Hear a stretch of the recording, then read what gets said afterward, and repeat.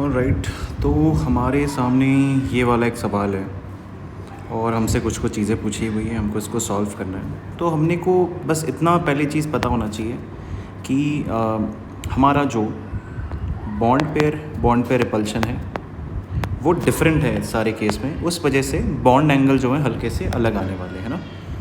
अब ये कैसे डिसाइड करें कि किसके बीच में रिपल्शन ज़्यादा है, किसके बीच में कम है। तो एक बहुत बेसिक सा फंडा है कि डबल बॉन्ड बीच में जो रिपल्शन होता है वो ज़्यादा होता है किससे, सिंगल बॉन्ड से। उसका रीज़न बड़ा सरल सा है कि जितना ज़्यादा चार्ज होगा, फोर्स जो होता है वो चार्ज डिवाइड बाय डिस्टेंस के स्क्वायर के प्रोपोर्शनल होता है ना। तो यहाँ पे अगर आप देखोगे, यहाँ पे ज़्यादा चार्ज है दो एटम्स के बीच में वर्सेस यहाँ पे कम चार्ज है, कम इलेक्ट्रॉनिक चार्ज है दो एटम्स के बीच में, तो यहाँ पे थोड़ा रिपल्शन ज़्यादा होता है।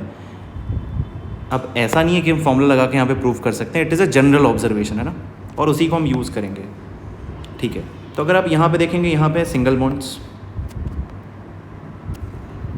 और यहाँ पे है डबल बॉन्ड, यहाँ पे सिंगल बॉन्ड, यहाँ पे डबल बॉन्ड। अब मैं अगर बात करूँ यहाँ पे, तो यहाँ पे एक सिंगल बॉन्ड है, यहाँ पे एक डबल बॉन्ड है। इसके बीच में जो रिपल्शन होगा, इन दोनों के बीच में जो रिपल्शन होगा वो ज़्यादा होगा इन दोनों के रिपल्शन से, है ना। कहीं ना कहीं आप भी समझ सकते हैं, ज़्यादा चार्ज के बीच में रिपल्शन ज़्यादा वर्सेस कम चार्ज के बीच में रिपल्शन रिलेटिवली कम। तो उससे होगा क्या, उससे होगा ये कि यहाँ पे जो ये वाला एंगल है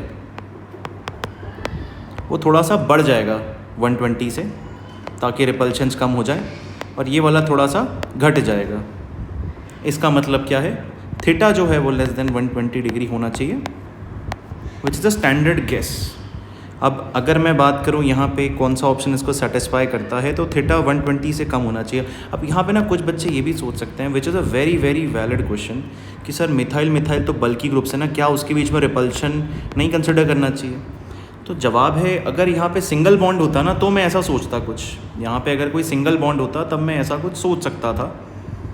एंड देखो, फ्रैंकली स्पीकिंग, अगर ना इतना ज़्यादा फैक्टर्स प्ले करने लग गए ना केमिस्ट्री में, तो आंसर निकालना बहुत मुश्किल हो जाएगा। ये एक स्टैंडर्ड तरीका है बॉन्ड एंगल गेस करने का, है ना। हम लोग कोई नहीं होते बॉन्ड एंगल बताने वाले। आप एकदम सही सोच रहे हैं, इसके बीच में जो रिपल्शंस हैं वो भी कुछ फैक्टर्स प्ले कर सकते हैं, but I think unless until वो बहुत ज़्यादा बल्कि हो जाएँ, जैसे टर्शरी मिथाइल हो जाए ना, CMe3 टाइप हो जाए, तब तक मुझे लगता नहीं है कि ऐसा कुछ फ़र्क पड़ना चाहिए, और ऐसा केस है नहीं, तो हमको चिंता करनी नहीं। और ऑब्वियसली देखो, हम गॉड प्ले नहीं कर सकते एग्जामिनेशन में ना, कि एग्जामिनर हमसे कुछ ऐसा पूछ ले जो कि स्टैंडर्ड चीज़ों से ही बाहर आ गया ना, तो हमें उन स्टैंडर्ड चीज़ों के एग्जाम्पल से ही चीज़ों को करना है। And that's why the answer should be theta less than 120 degree. This should be your answer.